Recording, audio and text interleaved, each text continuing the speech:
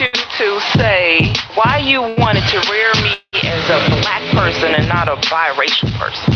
The world sees my family as black. The world sees all interracial people as black. In order for you to survive with credibility and expertise, you need to understand that the world sees you as black, so you must get used to that definition because it's going to be carried with you wherever you go. When people see other people, the first thing they see is color.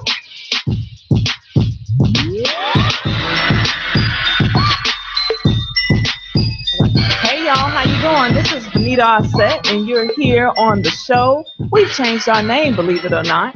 Sippin' Tea is just not appropriate anymore. My name now will be One Drop Elopes. Why is Sippin' Tea not appropriate anymore? Okay, Moses, Sippin' Tea is recently told me is that Sippin' Tea was a phrase that was picked the feminist movement. And I want to be as far away from that as possible. I don't consider myself to be a feminist at all. You know, I love my brothers. I want to work hand in hand with them. And I think that in order for us to get up out of this racist system, we have to work together, not separately. Sometimes from my perspective, and I could be wrong if there's any feminists listening and want to holler back at me, the number is, Moses, what's the number? 708-223. 8953. Exactly. So if there's anybody who wants to disagree with me on that point, they are welcome to call in and talk with us. But it's even behind us. They can see it on their own if they want. But see, some people aren't watching. Some people are listening. Okay. So for those who are listening and you listening live on IntellectualRadio.com, then you're welcome to call in at 708-223-8953. And if you're for or against views or the views of Moses. So Moses and I are here today. We are talking about our discussion today is going to be on the Neely Fuller book. Remember, once a month we will be discussing that, and it is the last Sunday of the month. And so, again, we are here talking about Neely Fuller's book called The United Independent Compensatory Code System Concept, a compensatory racist code. And today's question on the new name, but the same time, same place, is of One Drop Elopes. The question on One Drop Elopes is, and why is racism the greatest problem ever? Oh, Moses, do you want to know why I chose the name One Drop Elopes? Yeah. What do you think? What would be your rationale for One Drop Elopes? What does it mean to you? Elopes means freedom. Freedom. Being free. You mean like one drop of blood is free? One drop of blood is finally free. Yeah. One drop of blood stands for an entire army of black people. An army of black people. One drop of blood. And that's exactly right, because what I'm sure what Moses has heard me explain is that one drop of blood historically meant, even if you were quarter black, octoroon, it didn't matter, you still were considered black. And if all of us, those of us with a little black or a lot of black, all get together and work together, then like Moses said, we can develop an army. I bet this is my good brother joining us, so we're gonna pick up the phone and talk to him. Who's this? On One Drop Elopes. Is this? Hey, how are you? Hey, I had a feeling it was you. I could feel your energy. You see, I answered the phone. Hello, my brother. Who? Is that Sir? I'm doing well. Is that Sir Thompson? Who's this? Let me get situated here. Yeah, that's him. Okay, y'all, we have Nathan Thompson. He is on the line with us, a special co-host today to talk about Neely Fuller's book. One day, hopefully, God willing, he will be in to discuss and share his book with us. He's written an awesome book called Policy King. Some of you may have heard it. People are commenting and joining. Moses is here with us too. He's my co-host. Hi, how you doing? Hey. Okay, so Nathan, is there anything you want to say to introduce yourself to the people? I just want to say hi and thank you for the invitation for this. That, as usual, Benita, as you know, I got two or three things going on simultaneously, but I wanted to stop and catch up with you and do this. So I'm interested in the topic. Why is racism the greatest problem? It's very intriguing. What makes racism so important as a problem? Let's get started. Do you have any let me first explain to what I mean by that. Sometimes we'll have people who will say things like, the greatest problem isn't racism. Racism is the only problem. We as a people need to stop blaming the white man for our problems. And the problem that we have is because you eat too much sugar. That's your problem. Or somebody else might say, the reason for your problems is because we are black on black crime. Or somebody else might say, the reason for the problems is drugs. If we didn't have any drugs, people weren't addicted to drugs, and we wouldn't have any problems in this country. Or because we're poor. If we weren't poor, we wouldn't have any problems. Question today is any of those other problems more important than the problem of racism? What say you, Nathan? Or Moses, you got a comment? Maybe like a bigger problem than racism is people that that just stand out and say that we're racist, and then they get you. Don't really care about if they go to jail. They just come out and start selling weed. Weed might be bigger than racism. So you think selling weed or smoking weed is a bigger problem than racism? Also, guns might be a bigger problem than racism. Guns could. Guns are people, and maybe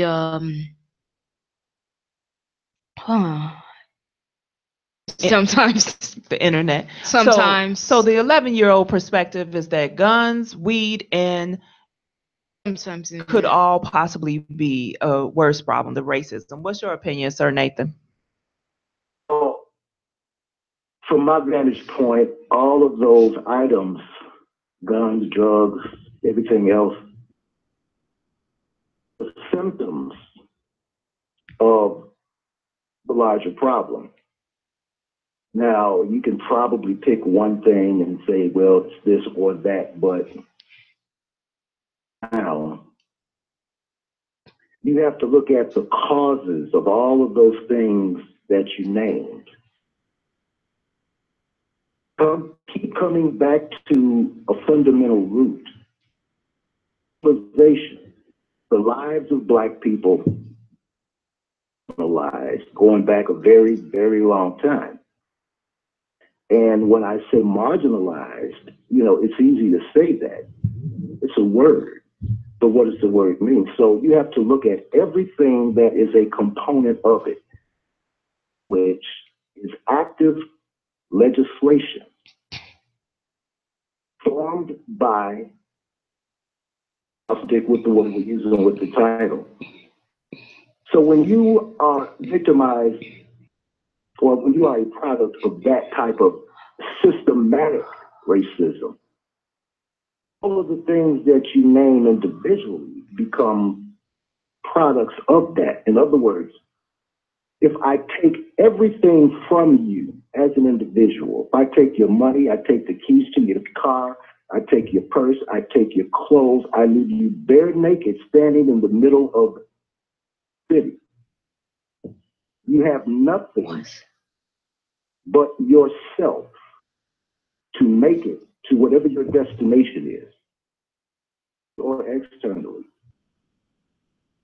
You can't get on the bus for free. You can't get a cab for free. You make it. Then it comes down to you.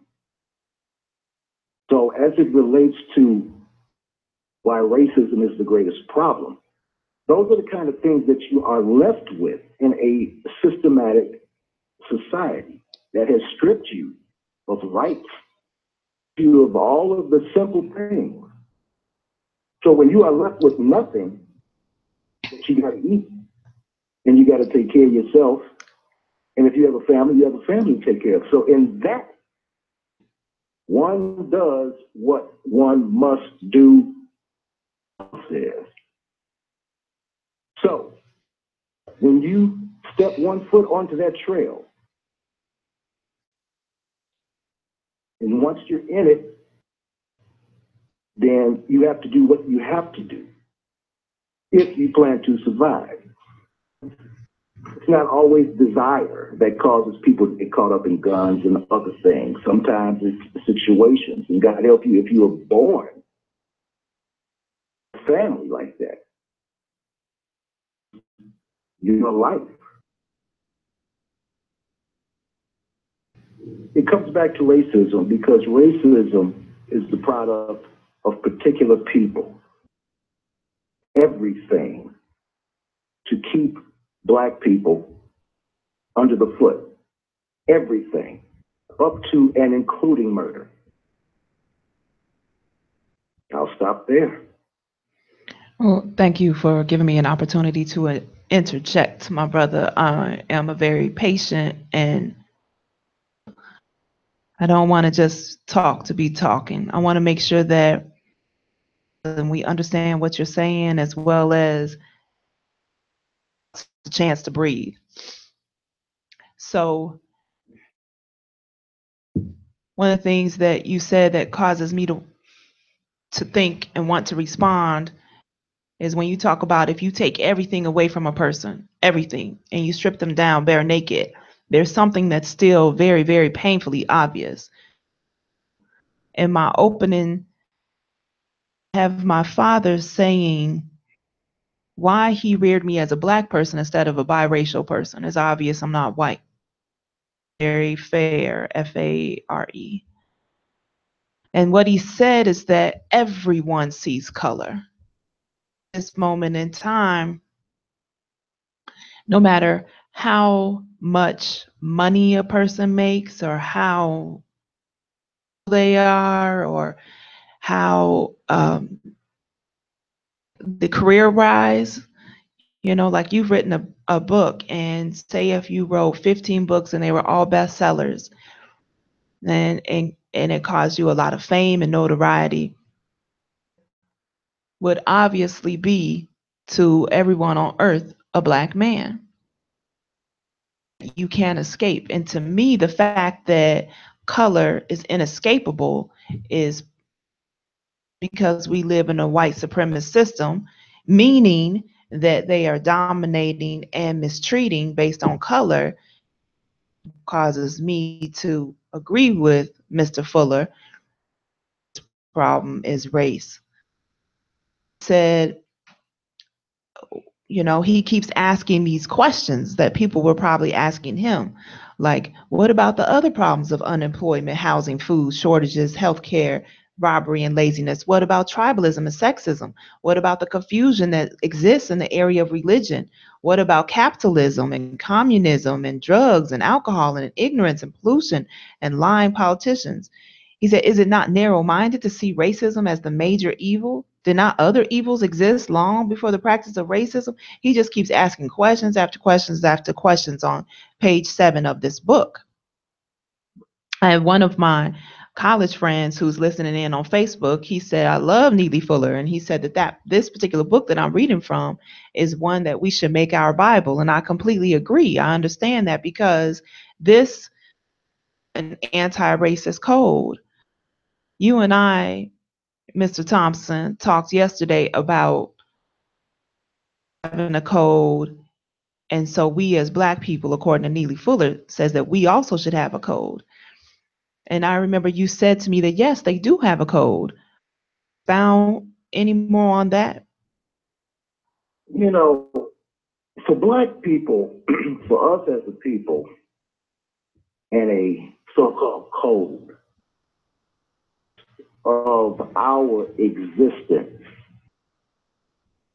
is code, whether we realize that or not. Oh, okay. Because it's so inherent in us from birth. It's like this. You go somewhere in the world by yourself. Let's say you go to Iceland.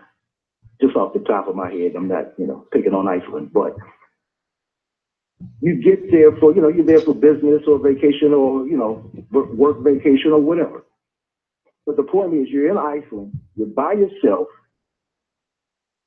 and there's nothing there but Icelandic people. Behold, 2 days into your stay, there's a black person walking down the street on the other side of the street where you're from. Look at each other. You don't know each other. You've never seen each other before in life. But there is an immediate connection. Only two black people in all of Iceland. That's cold. The look, they're speaking a word to each other on the other side of the street. That's cold. It's so inherent in us. Our existence as a people, cold is kind of built in because from birth, father, your grandparents, your uncles, everybody as you are growing up are telling you different things. Those things are often coded.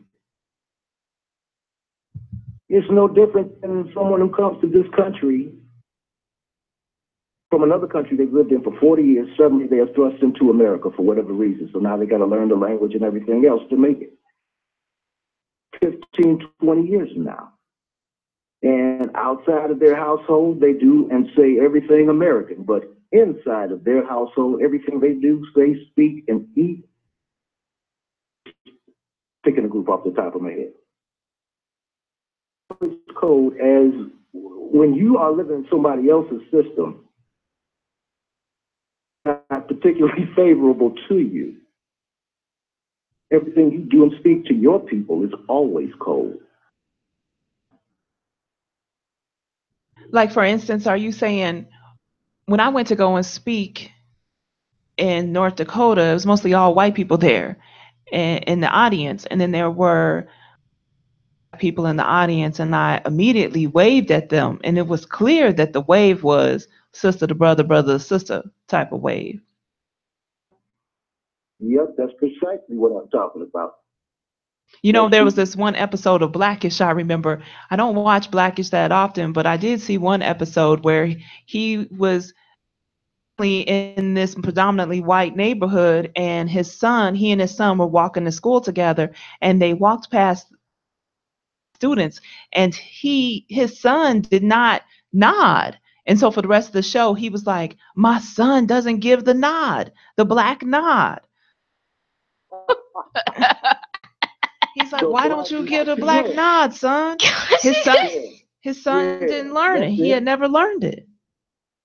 School him on that. Or did he school him on that? Yeah, of course he did school him, but he felt really bad that to him it represented we have clearly left the neighborhood. We have clearly left blackness. I clearly have not taught my children what it means to be black, because here is a typical code that we use, and my son's not using it.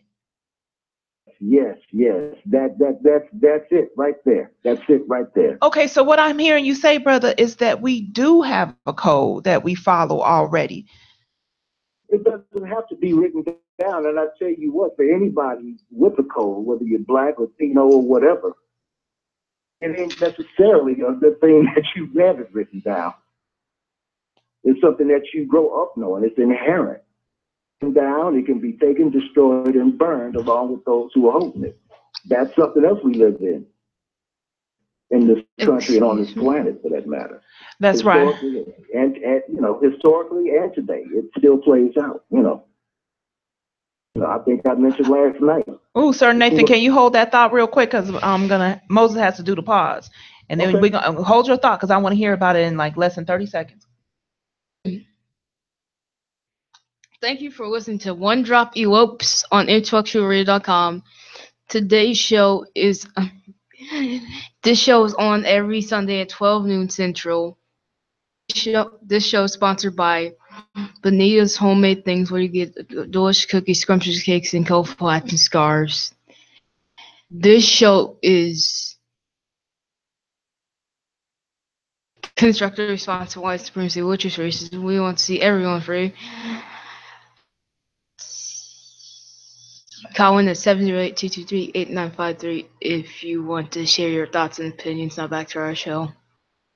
This show is definitely a constructive response to racism. Sir Nathan, please go ahead with your comment. We are here and we are listening. My brother. I'm here. Okay, we're ready for your comment. We're listening. Oh, drop that, I mentioned last night that slavery is, if you followed any of the news over, let's say, the last, months, years, whatever, about African refugees all over the Mediterranean popping up in different countries, not wanted, and it's all this, this has been going on forever. People have been captured, taken, and auctioned off into slavery in Libya. Happened recently in Libya. Yeah, this is going on right now, as we speak, this is happening in Libya. Some things in bloodlines goes away. So again, everything else is a product of that. Oh, so I said that to say this. The racism against Africans, that's their code. Growing up and being taught things about Africans, about Black people. That's inherent in them. They have grown up with that. That's their own code.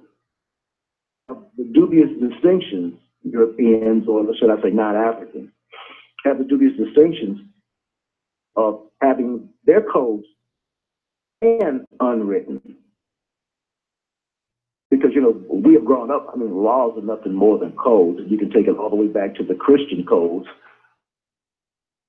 making the transition, during the transatlantic, the slave trade, all of that. All that shit's written down in books published. You can go and actually look at that shit. I've published and, posted a lot of that stuff. So the point is, that's them. 1,000 years from now, these people are still going to hate Black people, just as they have going back 6,000 years. You're bringing up a question that has been asked to me several times by our executive producer. Racism will ever end? I doubt it very, very, very, very seriously. I had in some reasoning for a number of years for some very particular reasons. Very recently, oh boy, did that just get crushed at the realization. It's not going to go away, even if you eradicate some of it. Eradicate half of it. To be Black people, because completely go away, then Europeans would have to immediately turn on each other, wipe each other out. Have to happen. Like, I don't even mean that as a joke. I mean that very, very seriously. I'm laughing because we're saying that our answer is the exact same. When he asked me the question, I responded basically the same answer. But my answer was, if all of the racists immediately just drop down as if either they die or that they just automatically decide I'm no longer going to be racist, then those who are benefactors will start to rise up into that position.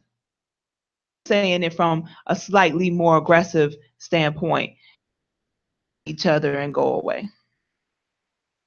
Same concept, you know what I'm saying? Like, my concept is one will take the place of the other and still. Yeah, they would literally have to kill each other, because see, one of the things about the byproducts of racism, when you examine its origin, they were all in on it together in the oppression and enslavement of African people. Together, it started with one, then the second one. By the time you get to the fifth one, it's a piece of this. And why should you have it? Well, why should you have it? Why should they have it? So they all got a piece of it. The other one, then they can turn on all of them. It's just like, 3 or 4 people involved in a murder, and what does the lawyer say? The first one that talks, prosecutor. I'm sorry, the prosecutor always puts that up. The first one that talks gets the deal. So now they're turning on each other. So somebody gets immunity, and the rest of you all are going to prison. That's the situation that we're dealing with, rudimentary, as it relates to racism against Africans, against Black people. Exactly. I also have a comment on Facebook. Ken has said that even if racism was to go away, we would still have all the other isms like hatred and murder and jealousy and so on. And that also reminds me of just the history of our country, when all the different other European countries came over to this country. They were at war with each other anyway. And one of the beginning ways that racism became so powerful is they decided to join forces. Instead of it being about the proletariat versus the bourgeois, or instead of it being the Irish, it was just all the whites against people of color. Again, you have to go to the root it begins at. I hadn't planned to go that deep on it, but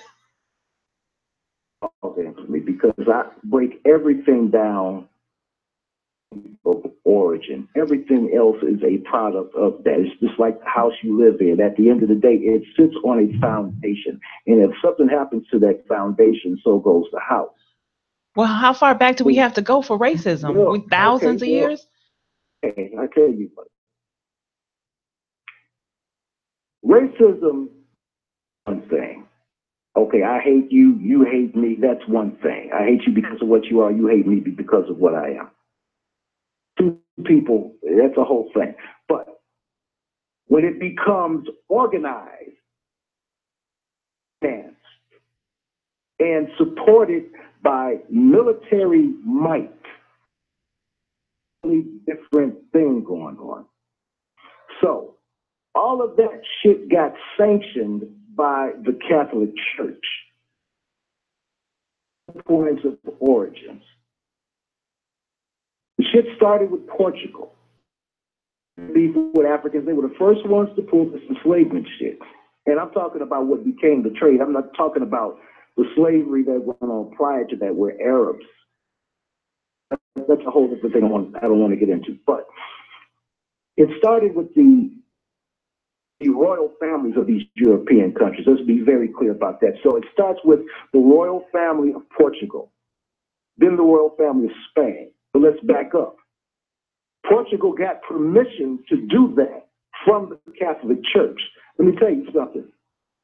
It's owned by the Catholic Church. Make no mistake about that. And in that organization, the buck stops with the Pope. With the Jesuits, but that's another piece. I don't want to get into that. The buck stops with the Pope. Portugal could have pulled it off by themselves without the blessing of the church. They would have done it. They didn't because they couldn't. They acquired the blessing. So begins Portugal's shit in Africa. Okay, Spain got a whiff of it and said, okay, whoa. So they went and hollered at the Pope. And the next thing you know, Spain is in the mix. So now between Spain and Portugal, they're capturing, buying, selling slaves. Spinola, which now we know as Haiti, but France was in there running slavery shit. Portugal, Spain, France. Then comes England and a whole series of by one after that. They all got involved because they were all involved. Everybody wanted a piece of the pie. So in other words, the empires of each of those royal families of those nations off the backs of Africans, just like in this country. So will racism end? Yeah, once each one of those people kill each other off, it's going to stop, because one is not going to let the other one remain standing, because Spain can point at France, Spain, they can all point at each other. You built your shit off the backs of Africans. Well, so did you, motherfucker. Well, hey, so did they. Together. I don't They even. got to kill each other off. It's just like we talk about reparations. True reparations means that each of the royal families of each of those nations would literally, symbolically speaking, the keys of those nations for Africans, because that's where it all comes from. The question. Yes. So, what if we were, instead of a capitalistic world, some countries are socialist and some countries are communist? Mm-hmm. What if we were, the whole entire planet was interested in sharing in a cooperative economic type? Would we have racism still? Because what I'm hearing you say is that, and I totally agree with you. And you're actually not stating opinion, you're stating facts, which is awesome. This is a logical conversation. So it's very important that we speak from a point of facts. Providing us with a lot of the facts on how racism even got started in the first place, and it all started with and just basically folk wanting to be on top financially, wanting more greed. So what if we shifted to us all sharing cooperatively? Like, for instance, when I visited Norway and my sister was going to school there, that's why we were there. And I'm seeing how everybody, for instance, they have this type plan. Everybody works and everybody has an honest living, whether they're the garbage man, the plumber, or the carpenter, or the social worker, or the doctor. And they all split things, and everybody gets a come, and everybody gets a year off when they have a baby, paid leave, those kind of things, right? Their taxes paid for this really nice system. Or every time you go to a public restroom, the bathroom at my own house, it's just this really, really nice, clean, smelling good place, because their government system pays for all of this. So like, if the whole planet was like that, like back then when they were trying to, I need this land and I need that land and I need to, I need to put this person in slavery so I can make more money than you, because slavery, the truth of that is, it was a smart move as far as financial move on their part, right? It caused them to get a lot of free labor, right? It's the gift that keeps on giving. The gift that kept on giving and still keeps on giving, absolutely. So this is my question. We no longer had the capitalistic world. Even though I'm smart enough to know that we have socialist and communist countries, the reason I'm calling the capitalistic world is because that capitalist arm reaches outside of the United States and outside of some of these other capitalist countries and goes right. See what I'm saying? It wraps around, no doubt about it. Yes, okay. So the question, no longer had a capitalistic world, will we still have racism? Purge a lot of the racism out. Racism is one thing, and then there is the drive of racism, and different people are driven by things. So this way, there are levels of it. On one hand, here's a white guy that hates black people, just can't stand being around them. At the level he's going to murder a black person. Just want you to be gone. I'm not going to kill you. Just get the hell out of my face. On that opposite extreme, deep enough to murder. And on an even deeper extreme, deep enough to enslave. That's worse than murder, because there's no escape from that unless you take your own life, or unless you do something so bad that the slave master just kills you. But the worst of it, and it is also the most sinister, because it hides behind a variety. They wear judges. They wear the uniforms of cops. They wear the uniforms of doctors and nurses and dentists. And those of the people that prepare your food in your favorite restaurants because you just love the decor and the ambiance and the service. What are they actually serving you? The play, because as I mentioned last night, be very careful. Money in restaurants buying food from people that don't eat the food that they are serving you and selling to you, especially in this day and age. So you get rid of a lot of it because you have begun to purge some of the driving forces behind some of it. Maybe then you can bring more clarity to what's left, but you ain't going to get rid of all of it. Too many people are not going to admit their role in all of this. It's like the white person,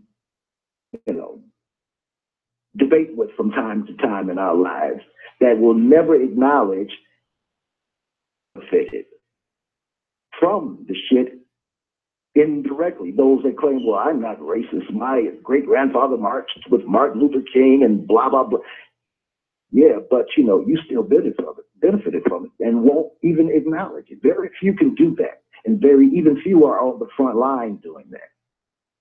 So, it continues, basically. It's a fight we're born into. That's something inherent. The fight absolutely continues. Think of some closing remarks or other things that you might want to say after we come back from this message. All right. Oh, well. Thank you for listening to One Drop Elopes. I'm getting a little fading in and out. Okay, just hold on real quick. We're doing the pause break for station announcements, and we're going to come right back to you, okay? To One Drop Elopes on IntellectualRadio.com. This show is on air every 12 noon Central. 12 noon Central. Constructive response to white supremacy, which is racism. We want to see everyone free. Today's show is sponsored by Bonita's Homemade Things, where you get scrumptious cakes, delicious cookies, and delicious stuff. You can get colorful hats and scarves and gloves. 223-8953 to say your thoughts and opinions. Back to your show. Thank you, Moses. Okay, we have a couple comments in Facebook, and I want to address those real quick before we come back to you, Brother Nathan. All right. Asked about the difference between racism and white supremacy, and if they're the same thing, then why do we keep using racism instead of the phrase white supremacy? Absolutely, they're the same thing. Sometimes I use both the words at the exact same time, like I'll say white supremacy, racism. If you hear when Moses does the pauses for the station announcements and identification of the show, he say white supremacy is racism. Supremacy, which is racism. That's how Moses says it.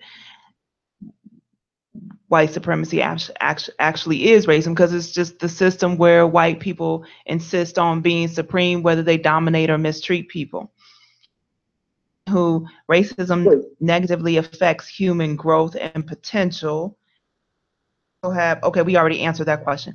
So would you like to respond to the racism versus white supremacy? Is that I'm sure I got the question right. Is the question why are we using the term racism as opposed to white supremacy? Is that the question? Let me read it exactly how he wrote it. Is there a difference? Okay, what is the difference between racism and white supremacy? Is there a difference? I won't read it. And if not, then should we use the term white supremacy over racism? I got the gist. That opening line again. What's the difference between racism and white supremacy? Is that opening question? Yes. The difference. The white supremacy, you let too many people off the hook. All right? Okay. White people out north of a particular longitude, latitude, degree. Okay, I won't go there. Like Germans, Scandinavians, or Nordics, I should say. Consider a whole lot of people we call white as being white. Get down this way. The closer you get to the Mediterranean, the less white you are. The further north you go, the more white you are. Not France. Portugal, Spain are two of the biggest culprits of all. They started this crap. They're not considered white, though it might say so. They might check that box on some applications. That's irrelevant. I'm talking about bloodline. They're considered white. If you want to group them, they're more Mediterranean than anything. So the point is, when you say white supremacy, yeah, there's a lot to be accounted for there, but you're off the hook when you say that. So I just still, people are going to use it interchangeably, and if you use it, I'm going to know what you're talking about. So, it ain't that serious, but in a coded way, that white supremacy is one thing, but I look at the totality of those who were involved with our historic oppression and enslavement. Yeah. Why wouldn't Portugal be white or those? Your question is, why is Portugal or Spain considered white? Why wouldn't it? Why They're wouldn't not it? considered white. Oh, okay. His question is, well, why wouldn't they be? Being that they're coming from Europe, is that basically what you're wondering? Yes. Why wouldn't they be considered white? Is his question. Why wouldn't? Okay. When you look at, I can't think of the sister's name. What is this?